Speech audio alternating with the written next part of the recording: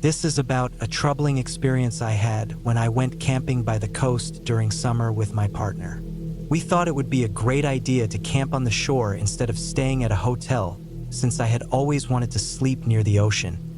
Hear the waves crashing, gaze at the stars, and enjoy this experience at least once in my life. The plan was to stay in our tent for a week. The area had public facilities with bathrooms, showers, and nearby eateries, so hygiene and food weren't a concern. We brought everything we needed for the trip: a blacked-out two-person tent to block the sunlight, an inflatable mattress, a first aid kit, lanterns, and other essentials. For the first few nights, everything was perfect. We loved every moment. To be cautious, we always took our valuables with us in backpacks whenever we left the tent, just in case something happened. We weren't the only ones camping there. The area was popular with solo campers, couples, and families. However, some visitors were less considerate. At night, you could hear people partying, laughing, playing loud music, drinking heavily, and even using substances. Despite this, the first 4 days and nights were peaceful. Everyone kept to themselves, and there were no incidents. One night, we stayed out later than usual, around 1 a.m., wandering through the lively streets. We stopped to watch a street performer who had gathered a large crowd. Surprisingly, the focus of the crowd wasn't on the musician, but on a middle-aged woman dancing wildly in the middle of the road, where cars occasionally passed. She was completely unclothed, clearly under the influence of alcohol and drugs. She was incoherent, flirting with strangers and continuing her bizarre performance to the dismay of both the musician and the onlookers. We didn't stay long, choosing to leave and return to our tent.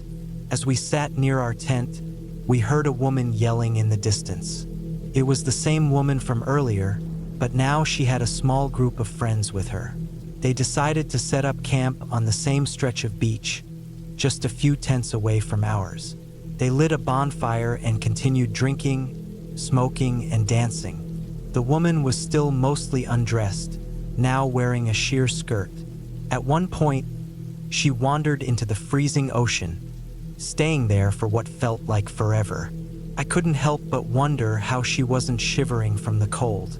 My partner reassured me, saying we should just ignore them and focus on enjoying ourselves. So we tried not to let it bother us. However, I couldn't shake the feeling that someone was watching us. Eventually, I convinced myself it was just my imagination, and we prepared to sleep.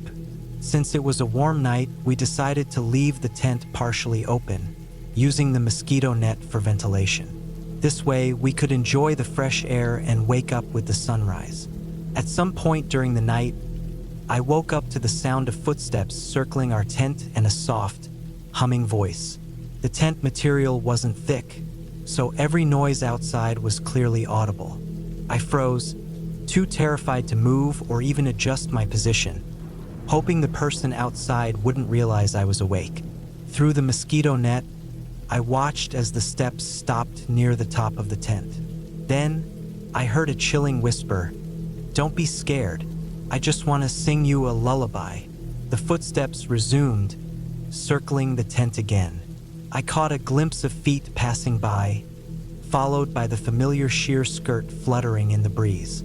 The next morning, we packed up our tent and moved to a quieter part of the beach, far away from that woman and her group.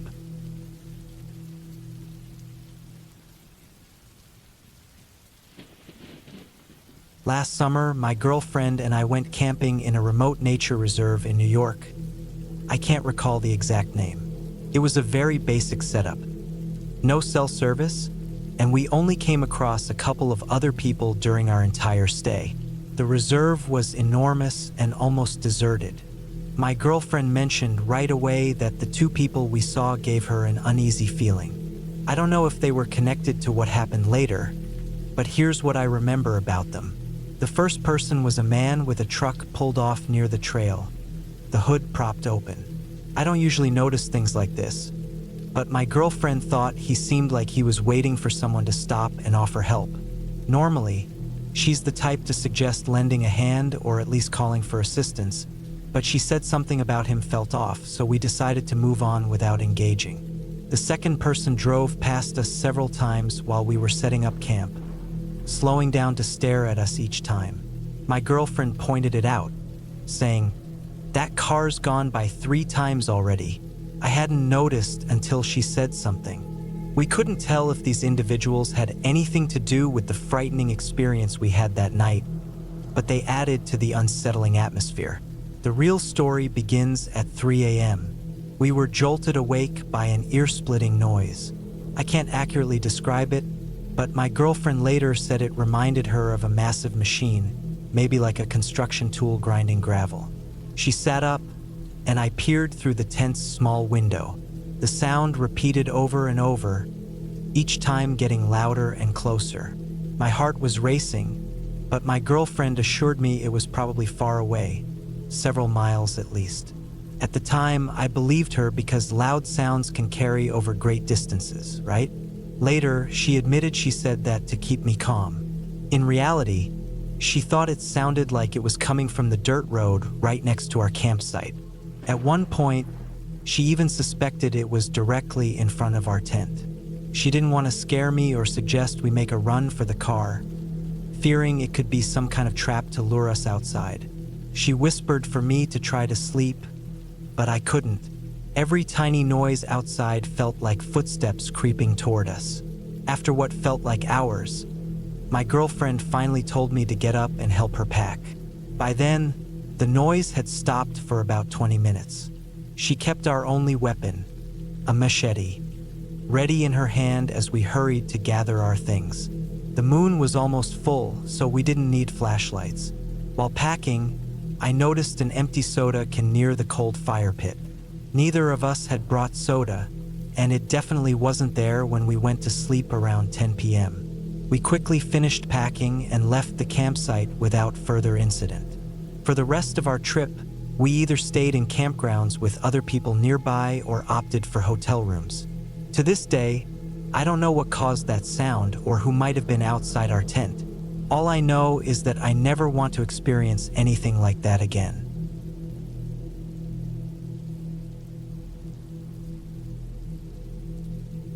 The summer of 2010 was a tough period to finish college.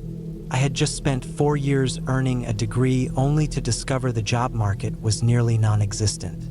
As discouraged as I was about being jobless for the foreseeable future, I discovered a newfound love for remote camping and trekking that summer. Having grown up near the Sierra Nevada mountains and graduating from college in eastern Idaho, hiking and camping weren't new to me. But that summer, they became an escape, something of an obsession. Daily hikes and sleeping under the stars gave me solace while I wrestled with thoughts about my purpose in life and the uncertainty of the future. It was late June, and the weather was unusually chilly, wet, and overcast.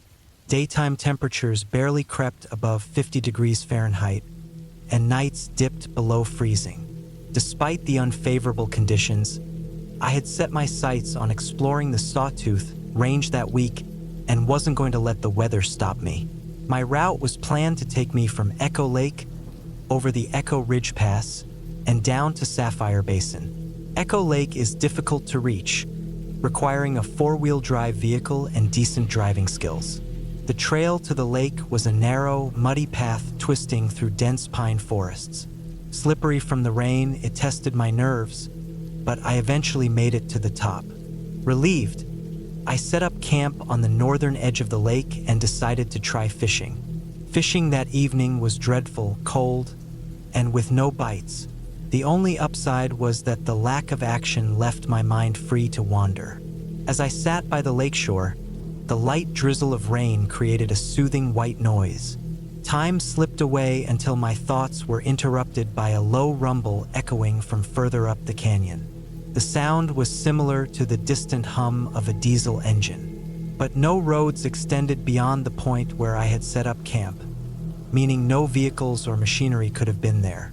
Maybe it's a plane, I thought, scanning the overcast sky, but the sound wasn't moving closer or farther away, nor was it above me.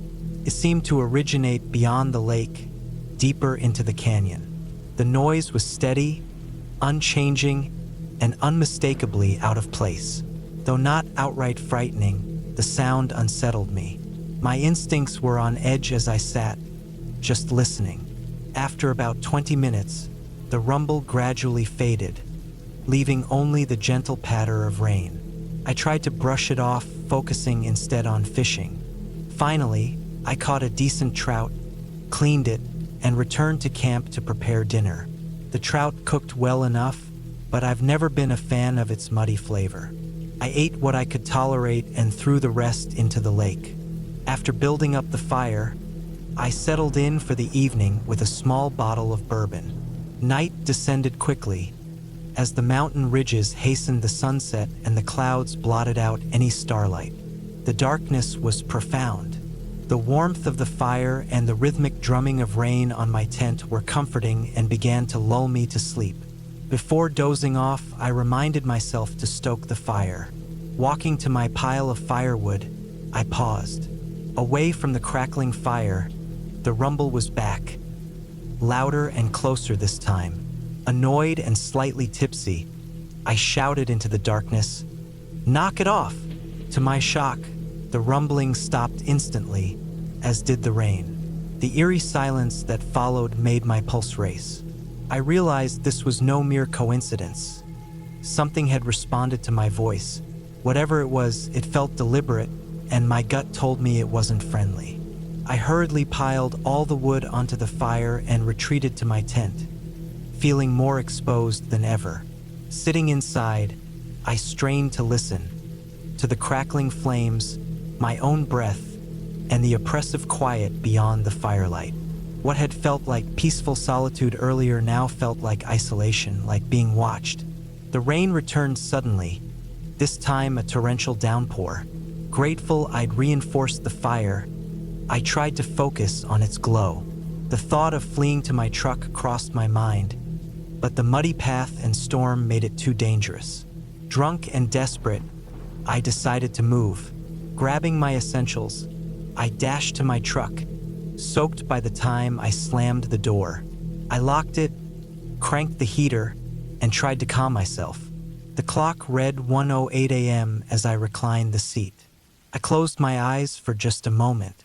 When I opened them again, the rain had stopped. A thick fog blanketed the area, and faint morning light peeked from the east. The truck clock read 5:42 a.m. somehow. I had lost nearly 5 hours. My head throbbed, but it wasn't the alcohol. Stepping out, I saw the damage. My tent had collapsed, poles shattered, and everything was soaked. My plans to hike the pass were scrapped.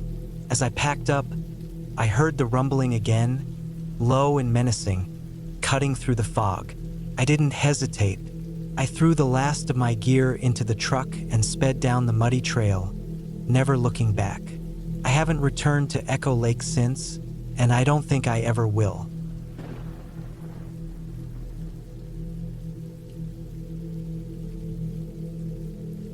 I'm a 32-year-old woman from San Diego. A few years ago, my boyfriend and I, after planning for half a decade, hit 29 and sold almost everything we owned, including my car. We kept his SUV and decided to explore the United States and Canada. You could describe us as backpackers since we usually follow the good weather, explore state parks, and hike deep into remote areas for days at a time. My brother jokes that we're modern-day wanderers, maybe even off-the-grid types. While not entirely true, we do live minimally. Between us, we share a prepaid phone for emergencies and keeping in touch with family. I also have a laptop for work. I'm a freelance writer and content creator, mostly crafting technical pieces or online content for a robotics company. Our lifestyle is all about avoiding debt and keeping expenses minimal. We rely on free Wi-Fi and head to towns about twice a week to visit places like coffee shops where I can work. This backstory helps paint a picture of who we are and how we live. We're not into social media, no Reddit, Instagram, or trendy apps. Last summer, we planned a remote hiking trip in a lesser visited area of Arkansas. We'd heard the natural scenery was gorgeous, and it didn't disappoint. The park's rules were pretty relaxed. There was no need for a permit or formal check-ins. Our goal was a 6-day hike, 3 days in and 3 out. For most of the trip, we saw no one and heard nothing but the sounds of nature. On one evening, as dusk approached, we decided to veer off the trail to set up camp. We usually find a spot about half a mile from the main path. As we followed what looked like a faint animal trail, we stumbled upon a green, 2-person tent tucked into the foliage, nearly invisible until we were right on it. Some hikers prefer solitude, while others are more social. We enjoy meeting fellow adventurers, sharing stories, snacks, and maybe even a smoke. Standing about 30 yards from the tent, we noticed it was zipped closed. My boyfriend called out to announce our presence, but there was no response. No sound, no movement. We figured whoever was inside either wasn't around or didn't want to be disturbed. So we quietly moved in another direction to set up camp far enough away to avoid any awkwardness. We forgot about the tent until the 5th day, on our way back out of the park. Nearing the end of the day, we searched for another campsite and, unexpectedly, came across the same green tent. This time, the flap was open. My boyfriend shouted a greeting again. Still no answer. He suggested checking it out, wondering if someone might be injured. I didn't like the idea. Though we'd never encountered trouble, we'd heard enough stories of loners in the wilderness. Some armed, some just wanting complete privacy. My boyfriend reassured me, saying we'd offer a friendly gesture, maybe even share some weed if things got tense. As we got closer, around 20 yards away, a horrible stench hit us. My boyfriend had been calling out every few steps but suddenly stopped, turned to me and said, "What if there's a dead body?" My stomach dropped. I was terrified. I'd never seen a corpse and didn't want to start now. The smell grew worse as we approached. When we reached the tent, what we found was beyond disturbing. Outside lay 4 severed deer legs, swarming with flies.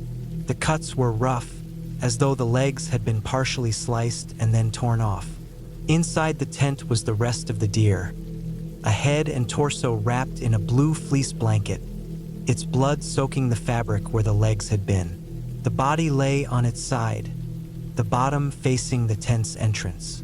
The tail had been cut off, and there were dried blood stains around its genitals and mouth. The positions of its limbs and head were unnatural, bent at grotesque angles. Beside the deer's remains were a nearly empty bottle of baby oil and a grimy kitchen towel with green and white stripes. That was all. I started crying and begged my boyfriend to leave. He stood frozen for a moment, whispering, "What the?" before we turned and ran. We didn't stop until we were back on the main trail and far away. As darkness fell, we set up a silent camp, too shaken to light a fire or use our headlamps. Every sound sent us into high alert, imagining the person responsible for the tent might track us down. At the crack of dawn, we packed up and made our way to the ranger station. There, we reported what we'd found. The young ranger listened with wide eyes, visibly disturbed. He jotted down notes as we described the location on a map. When he asked how the deer had been killed, we realized we hadn't even thought about it. We assumed it had been shot, but with the blanket covering much of the body, we never saw any visible wound. Since that trip, we've cut our backcountry hikes down to 4 days max. We no longer call out greetings to other campsites and avoid unmanned tents altogether.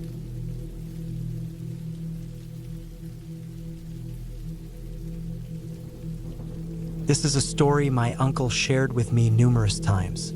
He used to be a forester, operating a massive tree-cutting machine designed to fell enormous trees and chop them into set lengths. His work often placed him alone in dense, remote forests. The way his team was structured, he would receive instructions on where to cut, and his pay depended on how many trees he cleared, not how long it took. This setup meant he frequently worked 15 to 18 hours a day, aiming to finish quickly. Once he was done, The rest of the crew would come to process and transport the logs. About half the time, he worked solo. The other half, he partnered with another operator, a man named Carl. They relied on two-way radios to stay in touch while working, which becomes important later. One time, my uncle and Carl were assigned to a new job deep in the wilderness. 10 days into the project, they began noticing strange static and chatter over their radios. The interference was so poor they couldn't make out any clear words. No matter what channel they switched to, the noise seemed to follow them. As they moved further into the mountains, the mysterious chatter grew more distinct. Fragments of conversation made them uneasy, as they could sense something was amiss. They also started coming across peculiar items scattered around the area: containers, makeshift campsites, and signs that someone had been there. This discovery was unsettling because the location was extremely remote, requiring a 3-hour trek by vehicle and weeks of effort clearing paths to make the area accessible. They realized they were far from civilization, in a place where no one should be. Worse, they weren't scheduled to finish the job and leave for several more days. The only time they left was to refuel their equipment and grab supplies, sleeping in their trailers at night. One afternoon, Carl stumbled upon a small campsite with a tent and called my uncle over. Inside the tent, they found a single sleeping bag and a duffel bag. The contents of the bag were deeply disturbing. Several pairs of children's underwear, duct tape, a length of rope, and sketches of children, along with photos of kids seemingly unaware they were being photographed. There was also a small stash of food, including an unspoiled apple, indicating the camp had been occupied recently. The realization hit them. They were isolated on a mountain with, at best, a very dangerous individual nearby. Carl immediately wanted to leave, but my uncle, ever the determined worker, insisted they stay and finish the job. They agreed to limit radio use to emergencies, hoping to overhear more from the unknown chatter. Over the next few days, they began catching snippets of conversations between two men discussing mundane tasks like gathering water and firewood. While the topics weren't unusual, the presence of these men in such a remote area was alarming. It became clear these men owned the campsite. One evening, after wrapping up for the day, my uncle decided to speak directly over the radio. He asked, "Who are you, and what are you doing here?" After that, the radio went silent, and they didn't hear the men again. That night, Carl woke my uncle, whispering urgently that someone was outside their trailer. The first thing my uncle noticed was the faint sound of footsteps shuffling around. He scrambled for his gun but realized it wasn't loaded, and he couldn't locate the ammunition. Carl was unarmed, and calling for help wasn't an option given their location. They heard the doorknob rattle, and the door creaked open. The trailer sat high off the ground, with no steps or ladder, making entry challenging. The door remained ajar, but neither of them moved. Moments later, they heard a scratching noise near the door. Unable to endure the tension, my uncle signaled Carl and crept toward the door. As he reached it, something slashed across his face, cutting from his right eye to his left cheek. He tumbled out of the trailer, landing hard on the ground. A man wielding a knife pounced on him but was quickly kicked in the head by Carl, who had leapt out to help. My uncle managed to get up as the second man, unarmed, ran off into the woods. The man with the knife scrambled to his feet and fled as well. They jumped into their truck and drove to the nearest hospital, where my uncle's injuries were treated. They later reported the incident to the authorities. Both quit their jobs immediately after. 2 weeks later, as the rest of the logging crew wrapped up the project, one worker was found murdered, bound, gagged, and left in a ditch. To my uncle's knowledge, no one was ever arrested for the crime. To this day, his right eye remains severely damaged, the pupil resembling a slit rather than a circle. He suffers from severe trauma and rarely sleeps peacefully.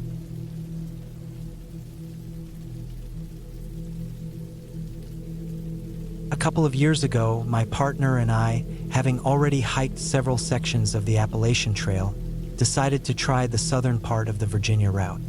This stretch spans about 160 miles and passes through sections of the Blue Ridge and Allegheny Mountains, from near Salem to the outskirts of Narrows. It's one of the quieter, less traveled areas of the trail, which was exactly what we wanted. After gathering our supplies, we headed to the start of our route near a section of the Virginia Creeper Trail. Our plan was to finish near Abingdon and head back home afterward, ready for the comfort of our own beds. It was mid-October, and the autumn colors were stunning. The air was crisp and perfect for hiking, making for a beautiful experience. Most of the trip was uneventful, just the usual trek through the wilderness, until the last couple of nights when things took a strange turn. In this part of the trail, you're meant to camp either on the trail itself or at designated shelters. However, we wanted more privacy and didn't feel comfortable with the idea of anyone stumbling upon us at night. So we ventured slightly off the trail to set up camp in a small clearing we found. It seemed perfect, quiet and secluded. We cooked dinner, talked for a while, and then settled in for the night. Around 2 a.m., I woke up to my partner shaking me, whispering urgently that someone was outside. She had been woken by the sound of something or someone scraping against the outside of our tent, circling it.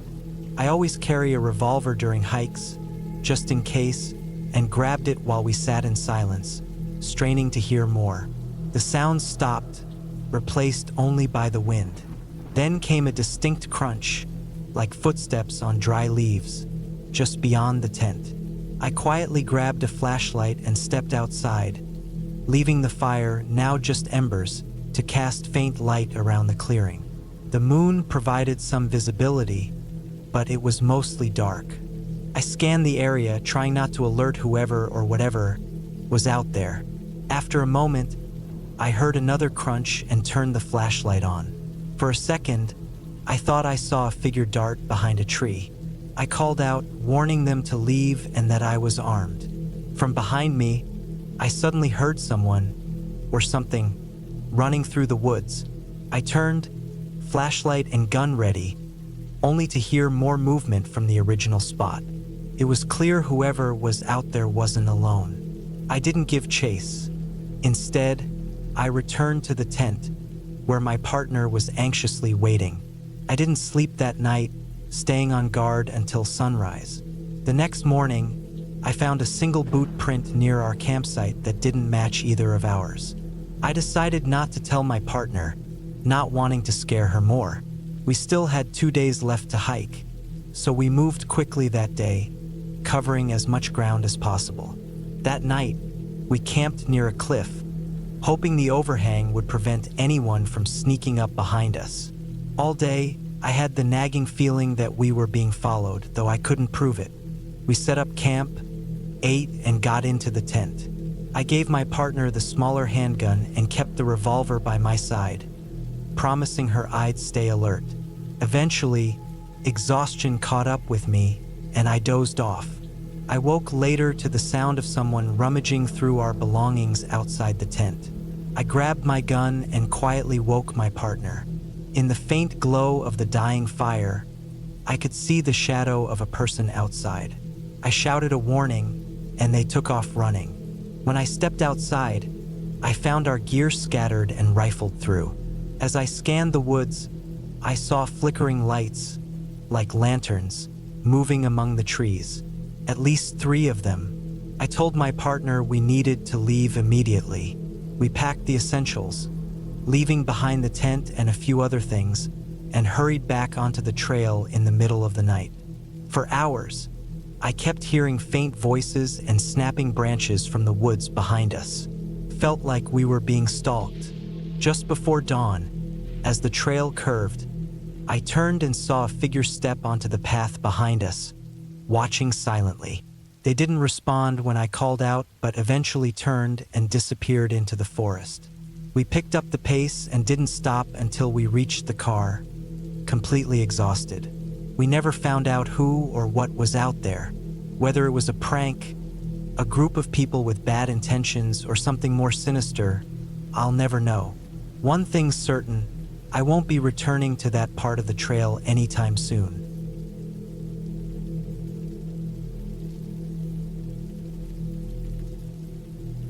This story ended up being far longer than I initially intended, and I apologize for the lengthy read. Over the years, whenever I've shared it, people usually respond with, "That's the wildest thing I've ever heard." I hope you find it intriguing as well. It all happened during the summer of 2009. I grew up in Washington State and developed a love for the outdoors early on. My favorite activity became hiking, especially in remote or risky locations. While I appreciated the health benefits, I was drawn more to the thrill. Trekking along sheer cliffs, venturing into mountain lion and bear habitats, and knowing I was far from help. The release of Into the Wild in late 2007 deeply resonated with me. At the time, I was a high school senior, restless and eager to leave my parents' house. The movie fueled my adventurous spirit and inspired me to hike part of the Pacific Crest Trail in California after graduating. In the summer following graduation, I began my journey from the Mexican border to Northern California. It was an incredible experience. I encountered rattlesnakes, spotted a few black bears, and dealt with mild dehydration, but nothing life-threatening occurred. Then, somewhere in the Modoc National Forest, northeastern California, I rounded a corner on the trail and stumbled upon two individuals sitting on a rock. They were dressed almost entirely in white, their faces smudged with dirt, and the man sported a scruffy, untrimmed beard. Both appeared to be in their late 30s or early 40s. Their disheveled appearance was striking, and something about them reminded me of a creepy couple from a crime show I'd once seen. What truly caught me off guard was seeing anyone at all. Days often passed without encountering another soul. The white clothes made sense. They likely wanted relief from the blazing summer sun, and their unkempt look could easily be attributed to the rugged lifestyle of long-distance hikers. I greeted them with a simple hello, but they didn't respond, just stared at me as I walked by. Even then, I brushed it off, thinking they might not speak English or didn't know how to reply. That night, I camped a few hundred yards off the trail, as I usually did, and followed the usual bear precautions. I cooked, then hung my remaining food 5 feet off the ground before heading to bed. The next morning, I discovered the food was gone. My first thought was that a bear had raided my campsite. I searched for tracks but found none. Instead, I noticed boot prints, 2 distinct sets, circling my campsite. One pair led right to the rope where I'd hung my food. My mind immediately went to the odd couple I'd seen earlier. Everything began to click. I quickly packed up and left, my heart racing. Still, I reasoned that if they had bad intentions, they'd have taken more than just my food, right? Days passed and I began to relax. I even started circling my campsite with sticks to alert me if anything approached during the night. One evening, I was jolted awake by the sound of those sticks breaking. Gripping my hunting knife, I lay still, convincing myself it was likely just an animal. Then I heard hushed whispers. In the pitch-black forest, sound plays tricks on you, and I couldn't determine where the voices were coming from. I considered yelling out, pretending to have a weapon, but instead stayed silent, hoping to maintain the element of surprise. Footsteps circled my tent. My grip tightened on my knife, ready to defend myself if the tent was unzipped. But then, just as suddenly as it began, it stopped. The whispers faded, and there were no more sounds of movement. I stayed frozen, wide awake, until dawn. When I finally stepped outside, I found no one, only the same boot prints as before. A few days later, I was in Shasta National Forest, now roughly 60 miles from where I first encountered the couple. The trail here was narrow, skirting a mountainside with little cover. I stopped to rest in a rare patch of shade and, glancing back along the trail, saw 2 tiny white figures moving in the distance. My stomach dropped. "This is over," I muttered to myself. I checked my map and decided to head for the nearest town, which appeared to be Castella, near Interstate 5. The catch? It was over 20 miles away. Determined, I hiked late into the night, often losing the trail and having to bushwhack through the dense forest. Finally, exhausted, I set up camp far off the trail. Sleep didn't come easily. Every rustle had me on edge. Hours passed, and then I heard the all-too-familiar sounds. Footsteps, whispers, and snapping twigs. My heart pounded. A flashlight beam suddenly illuminated my tent, then disappeared. Terrified, I unzipped my tent, knife in hand, and yelled incoherently into the darkness. The sound of running footsteps answered me. I caught a glimpse of a figure in my peripheral vision and bolted, sprinting blindly through the forest.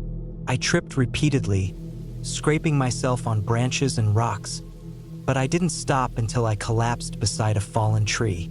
I crawled underneath the trunk and lay completely still. From my hiding spot, I saw the flashlight beam moving through the woods, searching. I stayed there motionless for what felt like hours. Eventually, the birds began to chirp, signaling dawn. Once the sun rose, I made my way back to the trail, abandoned my campsite, and hiked nonstop to Castella. When I reached the highway, I hitchhiked to the nearby town of Mount Shasta, where I reported the incident to the local authorities and Forest Service. They arranged for me to stay in a motel, and my parents drove down from Washington to pick me up the next day. Months later, I followed up with the police and Forest Service.